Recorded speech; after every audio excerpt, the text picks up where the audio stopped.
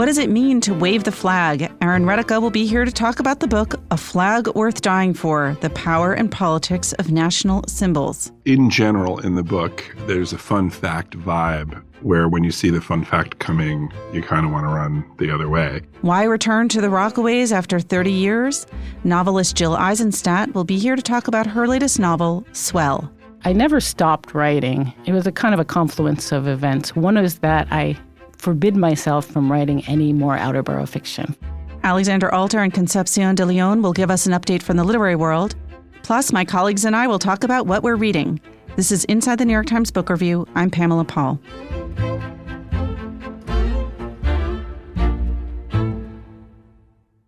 Aaron Retica joins us now to talk about his review of a new book called A Flag Worth Dying For, The Power and Politics of National Symbols by Tim Marshall, who also wrote a book called Prisoners of Geography, a former New York Times bestseller. Aaron, thanks for being here. Thank you.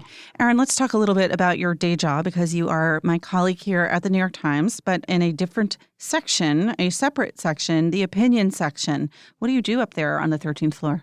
I mostly work on our political coverage, but also a lot of sort of sociologically oriented stuff. So inequality, education, things like that. So are you commissioning outside writers to write op-eds, to write opinion pieces on these subjects? Lots of that. And I also have some contributing writers that I work with every week, like Tom Edsel. And then a bunch of people I work with more irregularly, like Pete Wehner and Seth Stevens-Davidovich, Molly Worthen, and a whole crew of people. Let's talk a little bit about this book, which you reviewed for us. What is Marshall trying to do in A Flag Worth Dying For? What's the book about? He's trying to use the world of flags to talk about the world as it actually is, which is a mixed blessing because he's trying to tell you lots of cool things about flags, which are in fact quite interesting, but he also knows a tremendous amount about the world after 25 years of covering it. And so it's definitely in the mixed bag category and a little scattershot as a result. Well, that's why we have you in here talking about it as opposed to Mr. Marshall. But yeah, so he was the diplomatic editor of Sky News and he worked for the BBC and has reported from 40 countries. But he has got an argument in here, right, about sort of the role that flags play as symbols for their countries?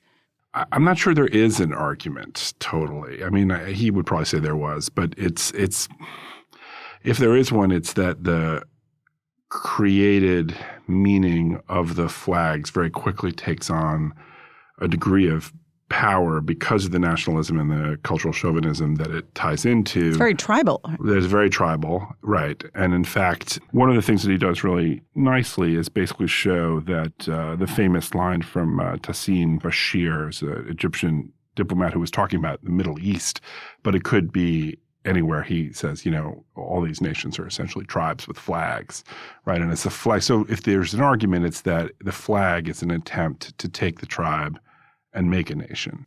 And of course, that's very complicated. So you're finding all kinds of historical emblems of violence on these flags. And that's one of the fun things about the book, too, is there are all kinds of interesting little tidbits. And it's one of these weird books where to actually sit down and read the whole thing, you very few people are going to do that. There's tons of little interesting side notes, but like conceptually, the book is kind of odd. Like at one point he has, and I see where he's going with this, but he has Turkey and Iran and Israel all in the chapter about the colors of Arabia. In some sense, I guess that makes sense geographically. But getting back to the cultural and national ideas behind those three places, you can be sure that the Turks, the Israelis, and the Persians, who are the Iranians, would hardly want to be subsumed into an idea of Arabia. Right? It's funny because there's this fun flag facts sheet that came with the review copy of the book. And one of the facts is that Israel is the only country to use a symbol of Judaism in their national flag, which I actually think is probably not all that surprising to most people. Also the least surprising yes, facts. Yes.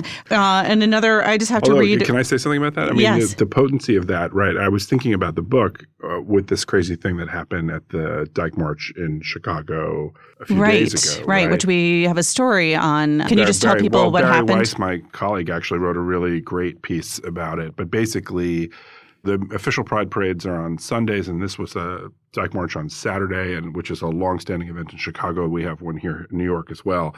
But at the rally, I'm not sure exactly how many women, but 2 or 3 women who had I think it was 3. Pride flags.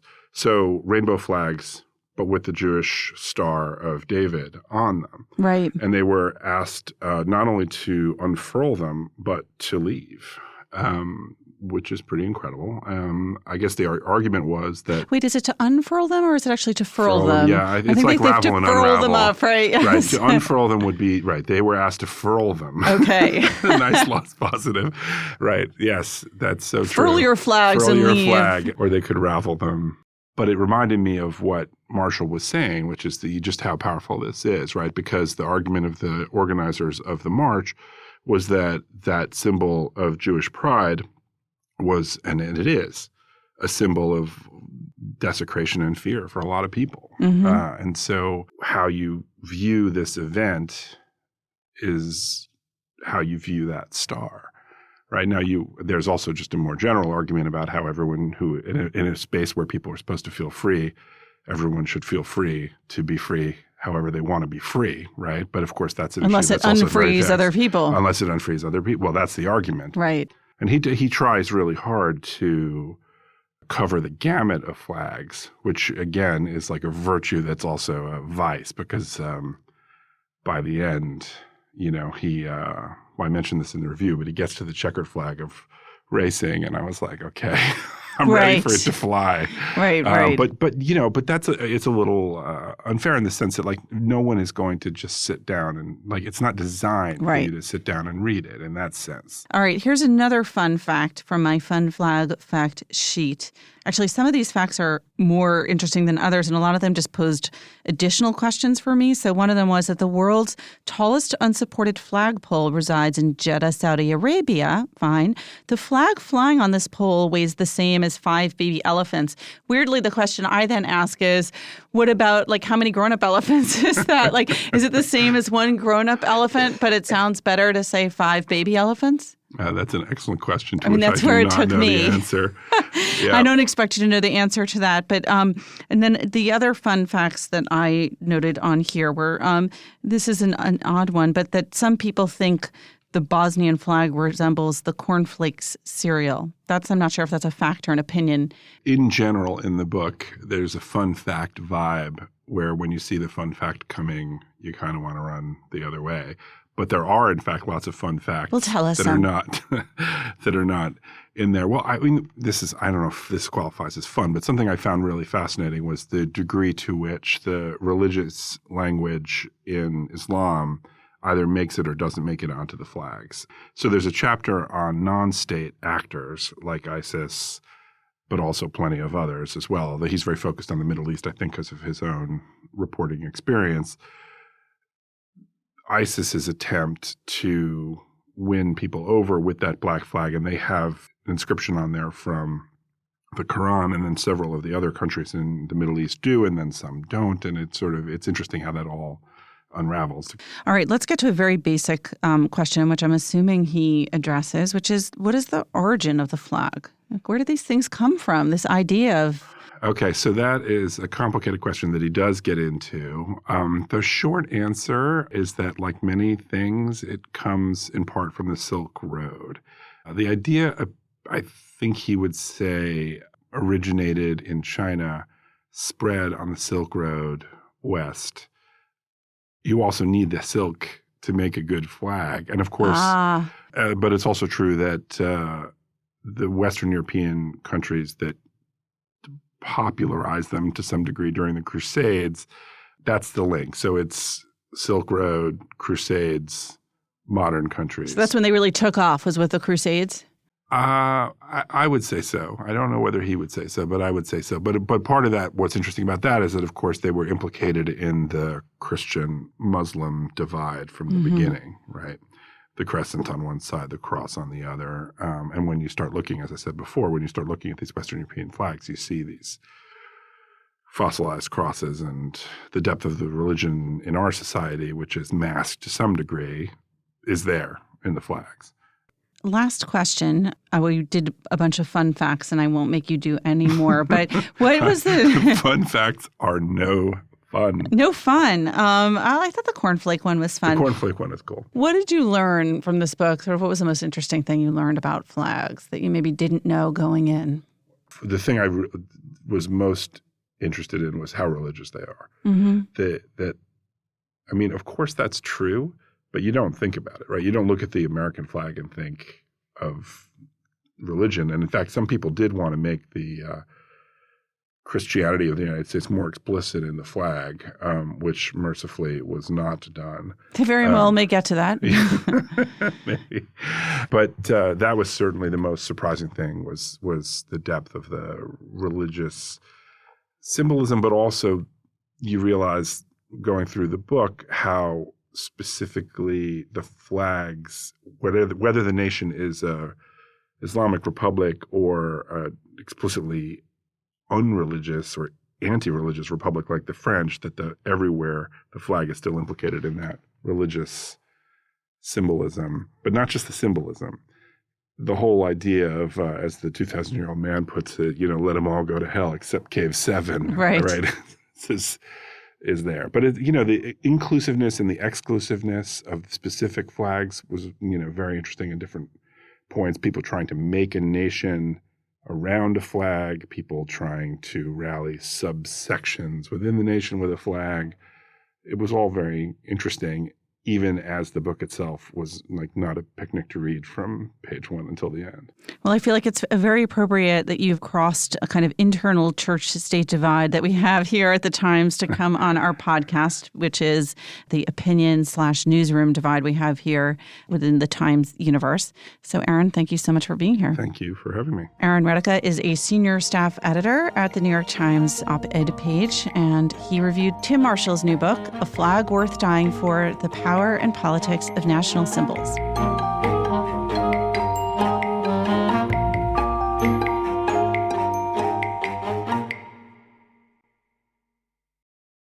Joining us now is Jill Eisenstadt, the novelist whose most recent book is Swell. Jill, thanks for being here. Thank you for having me. So this is a book that takes place in Rockaway, and not your first time in Rockaway in fiction terms. Your book From Rockaway came out, was it 30 years ago exactly? Indeed. All right. So let's just start with that first novel for a minute. Are you from Rockaway, or have you ever lived there? What's your interest in that area of Queens?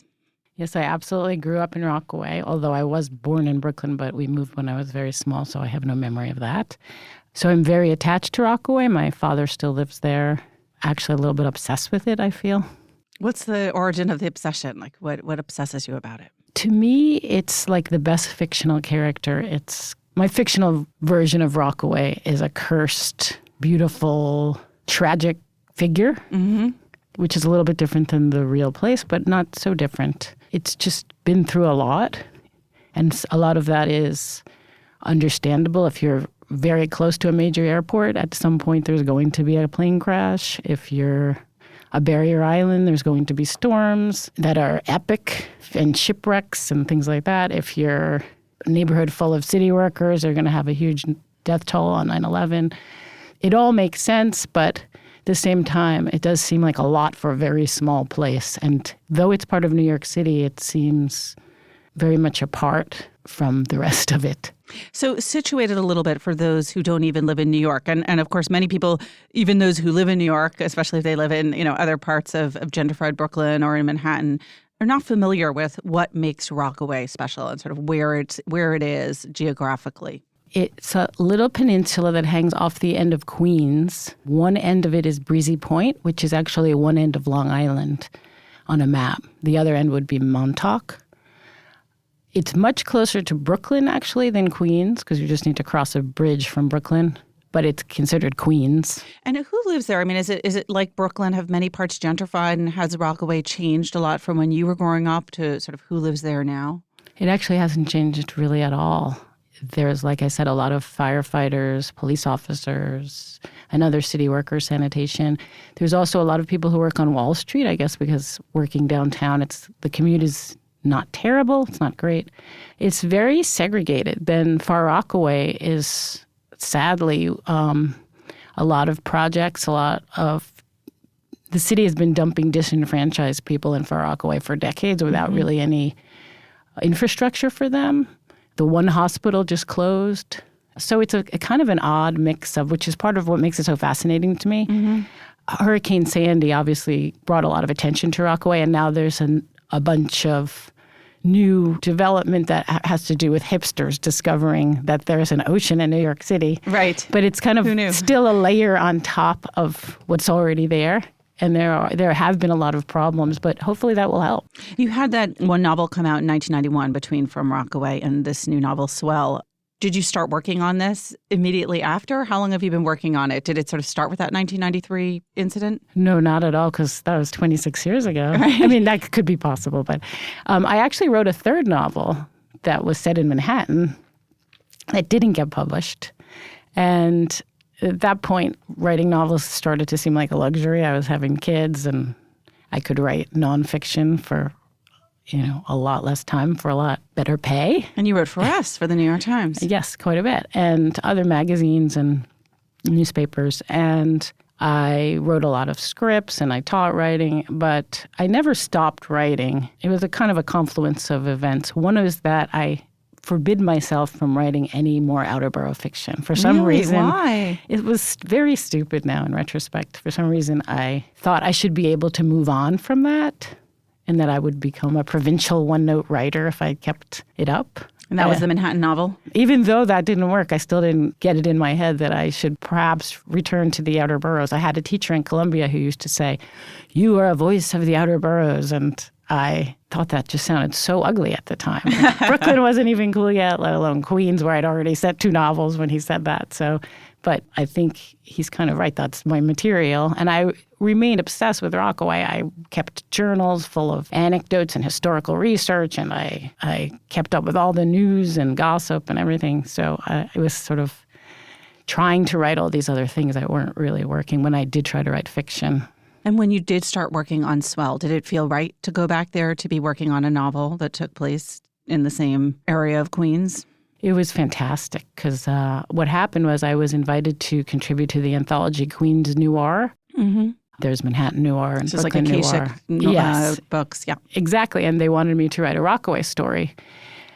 And immediately I knew what I wanted to write about, and it was one of those rare moments where it just poured out of me, even though, of course, I obsessively rewrote it 7 million times after that. But that morphed into this? Then that's basically the first chapter, another version of the first chapter. And then I just knew I had to keep going because it was so much fun and so exciting. It was like a log jam was broken. Well, tell us a little bit about Swell, and let's start with the Glassmans. So once I wrote Golden Venture, which was the name of the ship that ran aground off of Rockaway and which begins the book, I started thinking about, when I decided I wanted to turn this into a novel, I started thinking about all the other tragedies. And around 9/11, I was living in Brooklyn and had small children, and all these people were panicking and leaving the city.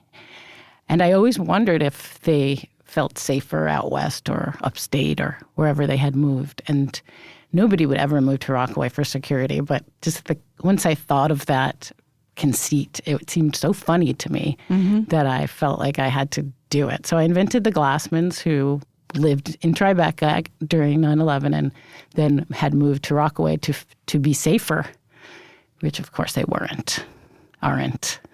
So it's interesting, too, because you say that you started it off thinking about those 9/11 families, the sort of people who left the city and what happened to them in the long run and the long term. But this novel takes place over the course of just one weekend. Why did you decide to keep the time frame so focused? Well, it went through a lot of versions. Well, at first, it was going to be 4 Fridays, because at some point I decided that the original owner of the house, who comes back and doesn't want to leave and thinks it's still her house, that she was going to keep coming back. And then I decided it would be better novel if she just came and stayed and wouldn't leave, or just easier to do in some way. It's funny because now I'm thinking about that original question. What did happen to all of those people who left the city post 9/11 in the long run? Did they end up being happier, or did they feel safer? But to get back to the Glassmans, you set up their move around a premise that has to do with the husband's father and a conversion to Judaism. So sort of set the stage a little bit about what's going on with them when they move out to the Rockaways and why they do that. Sue Glassman, who's pregnant for the third time, is in Tribeca when she discovers that she's got to leave. And her father-in-law, who's been trying to get her to convert to Judaism for her whole marriage, even though he's not particularly religious, basically bribes her by saying he'll buy this house, this beach house, if she will convert. So she agrees. But it's more difficult than she thinks it's going to be to follow through.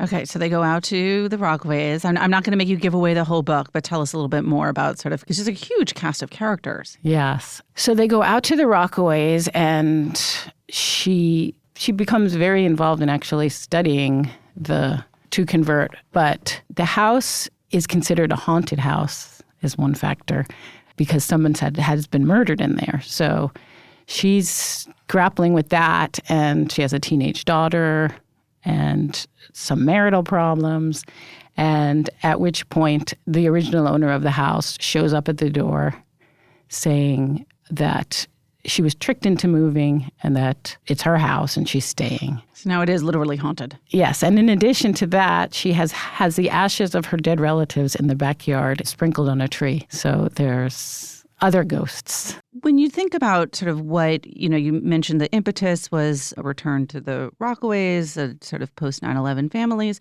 At heart, what is this novel about?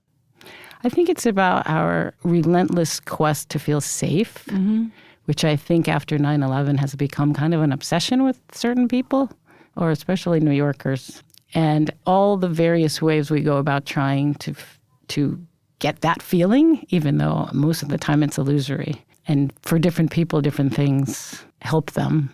And there's a kind of paradox of going to feel safe in somewhere that you've said has been sort of beset by all kinds of disasters. Well, I think that's where the comedy comes in. Yes. Would you describe it as a comic novel?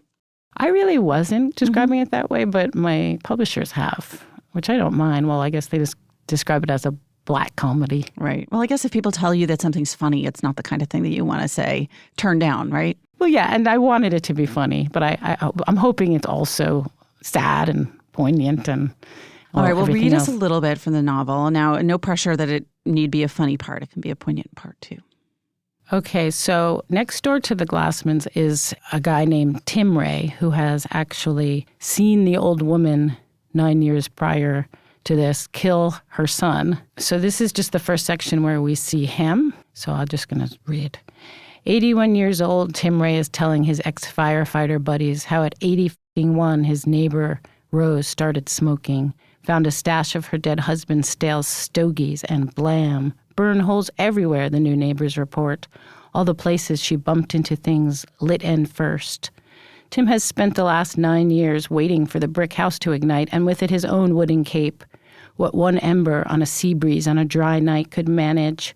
All heads in the yard nod, concurring. Point is, Tim sleeps better since the murder house sold. He lost a nostril not long ago, surgery, and still he sleeps so much better.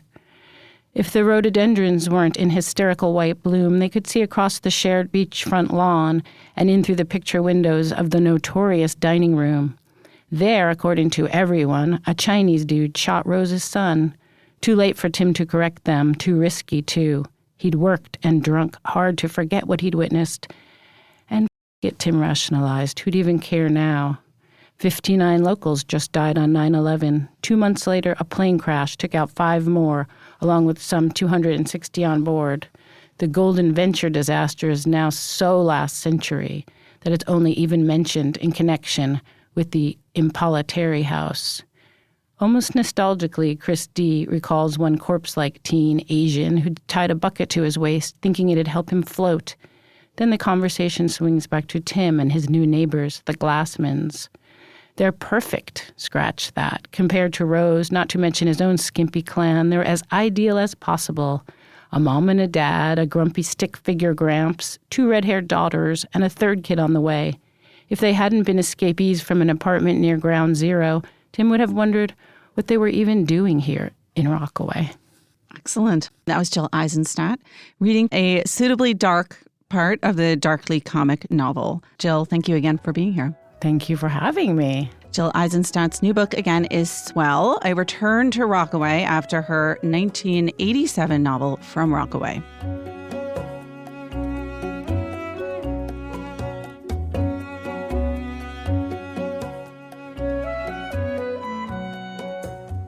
Joining us now to talk about what's going on in the publishing world, we have our usual Alexandra Alter, and also introducing Concepcion de Leon in her debut on the podcast, who has written a story this week about Sarah Jessica Parker. Welcome to the podcast, Concepcion, and hi, Alexandra. Hi, Happy to be here. All right, what is Sarah J. Parker up to? I feel like calling her SJP, but I'll go with the more formal Sarah Jessica Parker. So she has just announced her first pick for her imprint. It's a novel tentatively titled A Place for Us, and it's by an Indian-American author. And it sounds really exciting. She talked a lot about being influenced and being inspired by Anthony Marra's book, A Constellation of Vital Phenomena. And so it sounds like she's interested in really global voices, in stories that she feels need more light. And she also sort of talked about the political climate and how that influenced her decision. So it was pretty interesting. So her imprint is a part of Crown, right? Hogarth, which I guess is a part of part Crown. of Crown. Crown. Yes, they all They're on the eventually same go family. up until they're part of one of the big five, in Right. which is part of Penguin Random House in Yes. this case. When is this new book coming out? It's tentatively scheduled for 2019. Alexandra, can you tell us a little bit about the sort of the history of celebrity imprints and how well they do? Yeah, it's an interesting phenomenon that I feel like has been heating up in recent years. I mean, think of a celebrity now and they probably have an imprint. I mean, Derek Jeter has an imprint at Simon & Schuster. Lena Dunham has an imprint at Random House.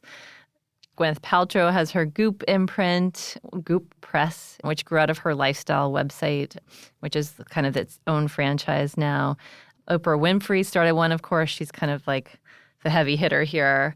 Publishers are always looking for any kind of marketing that's built in, any kind of star power. I mean, they've tried everything from YouTube stars to people with a huge social media following to, actors and actresses. It's interesting. I don't know how involved all of them are. I think one of the interesting things about your story, Concepcion, was that Sarah Jessica Parker is a huge book nerd. I mean, there are paparazzi photos that publishers will try to parse, like, what galley does she have in her bag, Yeah, And she's like, she has a book club. she's and a she's serious been... reader. And yeah, I think as you wrote about, the imprint grew out of her book club and her getting to know Molly Stern, who's a fantastic editor and publisher at Hogarth. And so she, I think, is committed to literary fiction, whereas I think a lot of the other celebrity imprints are lifestyle driven. I think Lena Dunham is also doing, both fiction and nonfiction. She's a big reader, too. She's a huge reader and a writer. And she's a prolific book blurber also. Yes, and a very avid blurber.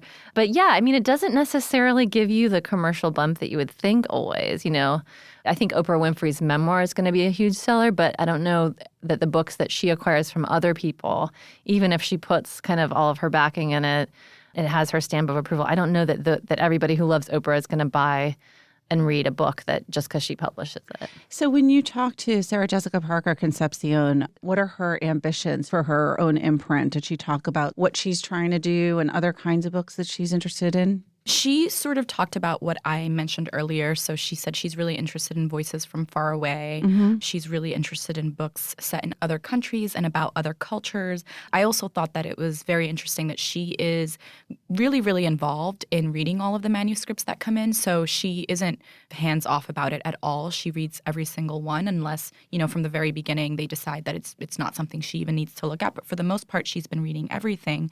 And it's really not about extending her brand for her.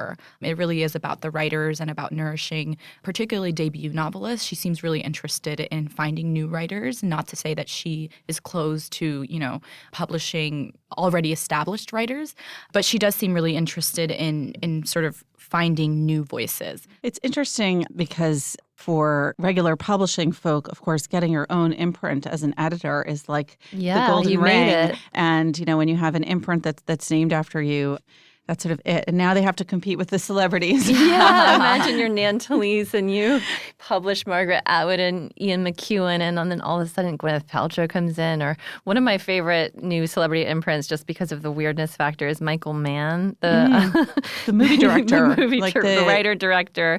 He started his Are his books own really long too? I don't know that any of them have come out yet, but one of the projects that's in the pipeline is a prequel novel to his 1995 movie Heat.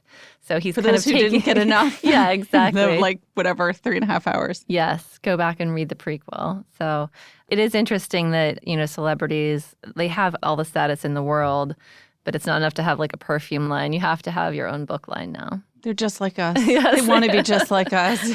Books are the new accessory. Yeah. Exactly. All right, Concepcion, Alexandra, thanks for being here. Thank you. Thanks for having us.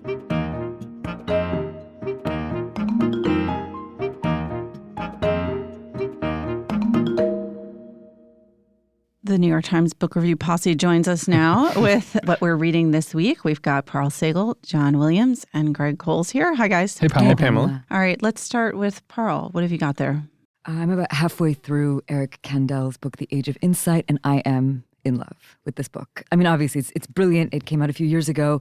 Kandel won a Nobel Prize for studying how memory is stored in the brain. And this book is his intellectual history of Vienna around 1900, when the city was sort of seething with ideas. There was Freud, there was Klimt, there was Schiele, there was Schnitzler, and he sort of looks at all of these writers and scientists and sort of just tries to say, what kinds of questions were they asking, and were they in conversation with each other? And he has this idea that I think is really interesting, in that, so science is always looking for a unified idea of knowledge, right? So can we put all these different things together and figure out how the universe works? Can we do that with art also? Is there a way that we can look at artists participating in this tradition? And I mean, I'm making it sound kind of heavy going, but it is so... We just think of the key to all mysteries. It's true, but it's the prose is just so lucid and delightful, and he is a huge art lover, and it's kind of there are these incredible people in the world, like Kandel. You can think of Oliver Sacks, these people that just move between science and art in this way that's so exciting. And yeah, I mean, if you love science and you haven't read about art, or if you love art and you haven't read about science, this book is for you. It's just, I'm having such a good time with it, and you just, it sort of makes you seethe with ideas. And what's the answer? Is there a unified theory of art? Of course. The beautiful thing. So your question is going to be, are there pictures? And their pictures are beautiful, but it's a really beautiful way of what do artists know about psychology? What do they know about the way the eye moves? And what does that tell us about the way that information is stored? And he does this, which I think this is really important, without making it seem reductive. It's not a utilitarian idea of art, that art now exists to make the brain comprehensible. It just enhances the mystery. And when you say, what do artists know about this? Is it more, what do they intuit about this? What can we learn about these things from the way that artists... Both. Yeah. Both, because there's also a huge tradition of artists that were anatomists. Look at Da Vinci. Knew so much about the human body, or knew so much about psychology, or knew so much. So, but that's a really good question. And I'm still going through this, but I think that the really exciting thing to me about this book is that it isn't a book that has potted answers. It's not I'm going to demonstrate to you why Schiele is this incredible psychologist. It's sort of he is looking at the painting with you in really wonderful ways. And what is the name again? The title is The Age of Insight, the quest to understand the unconscious in art, mind, and brain. What sort of prompted you to pick this up? Well, I'd poked around in it a little bit over the years, and I mean, I think I don't know how you guys pick your next book, but I keep this very tottering stack of books on my bedside table, which is sort of borrow, read those. That's my main short It's list. this little thing, which is just and it's all the books I want to get to, but I mean, given my druthers, I will just reread that Samantha Irby comic essay book again, which I did this week. But so it's this list kind of just, this stack kind of just... looks at me every now and then and just is how about something a little bit more nourishing? That book has looked at me now and then over the years. I've had it for the last few years on my shelf, and but there are two tottering piles. There's the pile that's really doable, the sort of mid-length novel pile, and then there's this pile. I mean, the book is big, it's serious, it is lucid, but it's going to take some time. So you actually do have two piles? Well, not two literal piles, no, but just in my brain. Yeah. This was on my desk though for a while on a literal pile of 4 or 5 books. Because I can also wanted. have that Please. pile next to my You do, my bedside. I mean, The it's multiple daunting piles. pile. Yeah. Yes. Well, I have There's too much detail, but there are bookshelves and then there are piles leaning in front of the bookshelves, and there's ones that are actually on the edge of the bed, which is like a Japanese platform bed. So it has it's like one huge nightstand that surrounds my bed. Have the ones that have made it to that level, like the ones that are really in close contention? Yeah, those are the really intrusive They're ones. They're going to be Yeah, Those are the ones that I fear will all topple over. All right, what has come off of your stack this week? I want to say one quick thing because Greg asked for the title again, and I've been meaning to say this on the podcast because we do get letters sometimes from readers and listeners, and we go through these fairly quickly sometimes, but on the web every week we put up an article with the podcast link, and on that article page we list all the books that we've talked about on what we're reading. So if you don't catch something, you can go to nytimes.com/books, find the podcast article, and see all of the books that we've discussed. I love that PSA, John, because I am one of the people that gets all of those emails. It's like, I don't understand. Is it with a C or a K? And I like that it follows my bit when I'm in my garbled enthusiasm for things. I never mention authors. I just mention my feelings. And all we know is that Parla's excited. What is she excited about? It's Kandel with a K, it's in case you're wondering. Kandel. So I'm still making my way through Haldor Laxness's Under the Glacier, which I mentioned last week, and I'm really enjoying it. But I left it at the office over the weekend, which was a little setback. Oh, that's so upsetting. So it was briefly. And then for some reason over the weekend, the name Tom Drury popped up. That's Drury, again, on my radar. And his first novel, called The End of Vandalism, is one of my all-time favorite books. It's a good title. It's incredible. It's so funny. It's very weird. It's very Coen Brothers-y. I know that you're a fan of them. Yeah, I was going to say that. You got me with that one. Yes. Just like weird Midwestern, off-kilter, both funny and moving. And so I picked up a novel of his I hadn't read before from one of those tottering piles called The Driftless Area from 2006. And this is also set in the Midwest. It's about a young guy who is a bartender and kind of at loose ends, and he meets this mysterious woman. She saves him one day when he falls into this frozen lake. And it's about what happens to him because he's hitchhiking one day and he has this run-in with someone who's stolen some money. And I won't give anything else away, but basically it's a novel in which he could be in big trouble and not so nice people are looking for him. And so it actually turns into kind of a magical realist fable in some ways because this woman it's hard to tell whether she's actually real or not, but it's just full of really funny cryptic dialogue between characters. It's a more minor novel than The End of Vandalism, but I would definitely recommend it if what I'm describing sounds like it's up your alley at all. Greg, what about you? Well, I'm reading a book that is out of print, long out of print, and so I don't know how helpful it will be for listeners to have me slow down and tell you what it is, but I will. It is a family memoir called The Hyphenated Family. It was published in 1960. It's by a guy named Herman Hagedorn. That's Herman with two N's, and Hagedorn, like the writer Jessica Hagedorn. Any relation? I don't know, actually, if it's any relation. The connection only just occurs to me. Yeah. So I haven't looked that up. The subtitle of this book is An American Saga, and it's a look at – he is second or even third generation German-American. I guess his parents came to America from Germany, but with their parents. So he's kind of second and third generation American citizen. They came from Germany in this wave of German immigrants in the 1840s and 1850s when there was a lot of social upheaval throughout Europe and what was then like the Habsburg Empire. And it is kind of your classic immigrant's tale. The whole idea of the hyphenated family, of course, it's the same W.E.B. Du Bois, the double consciousness. Although as Germans, as white-skinned new Americans, they, of course, assimilate much more quickly than what Du Bois is talking about with double consciousness. But it gets at these same questions. It's a very resonant book today with these questions of assimilation and appropriation, kind of what it means to be an American. This whole idea of a hyphenated American is an idea that Teddy Roosevelt really brought to the fore. And Herman Hagedorn was a friend and confidant of Teddy Roosevelt. In fact, he spent much of his career as kind of a communications advisor to TR. They wrote some biographies of him. He also wrote a biography of Albert Schweitzer. So he had this kind of career as a nonfiction writer. This book is his first and I think only memoir. He wrote it when he was almost 80, looking back. And it's this charming look at his family, but also at what it is to be an American and with kind of divided loyalties, and especially to be a German in the early part of the 20th century in America, as we were headed to two massive wars against the Germans. How did it cross your path? My mother's family was also part of that wave of German immigrants in the 1840s and 1850s. And so my uncle, my grandfather's brother, recommended this book to me 20 years ago or something. I bought it online. It's actually a review copy. It's kind of fun to see a review copy from 1960. It's published by Macmillan. It's got the author's resume tucked into it. Yeah, it's a hardcover. Well, it's a finished book. But it's got a little slip in it that says, presented to you for review. Please send us a copy when it. So Macmillan, here is your review.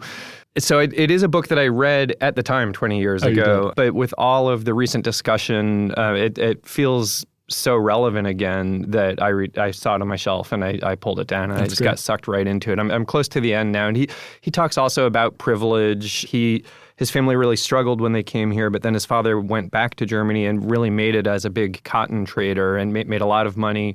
And Herman Hagedorn, the author, feels guilty about that, feels like I have this edge up that other people don't have. He went to Harvard, and one of his professors there says, you don't need to deny yourself that privilege. You just need, if somebody opens the door for you, step through, just make sure you hold it open for someone else. And so it's this idea of kind of what you do with the privilege that you're handed. So, it's a book that still deals with a lot of things going on. Pamela, what are you reading? I am reading Wilkie Collins' The Woman in White. This is my favorite book. Okay. So, again, with every other book we mentioned. Wait, no, I'm serious. Wait, what? Okay, the only thing I'm going to say before you start talking is not to reveal anything.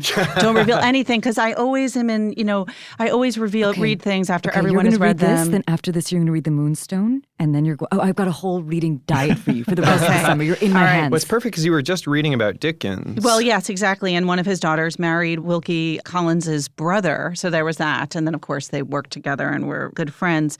And since we're talking about the spelling of names and confusing names and getting them straight, I'm going to admit something really embarrassing, which is that for a very long time, I really hope that someone says, me too, or instead of, saying like, really, how could you have made that mistake? But for a long time, I conflated Wilkie Collins with Wendell Willkie, who I know.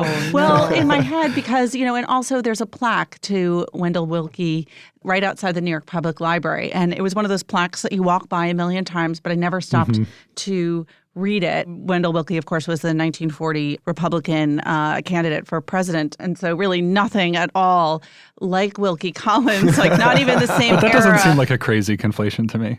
Thank you, I can John. see that. I mean, I haven't. You didn't make that mistake, but you can understand people who yeah. would. Okay, good. I want at least one listener to send me an email that's like, you know what? I still conflate both of these. Yeah, those are two people. Yeah. Who just, like, how did he manage to do all of that over the period of a century? Such a good book. Okay, I'm chucking The Age of Insight. I'm just going to reread The Woman in White now. Can we get back to the novel? Yeah, how far into it are you? So it's a page turner, and so it's very sad that I'm only on page 79, which is, more of a reflection of my... Yeah, but when it starts really cooking, you're not going to get anything done. Yeah, no, I already feel that way. Your children are going to raise themselves like it's just good luck. It's like things happen in the span of one page where you're like, okay...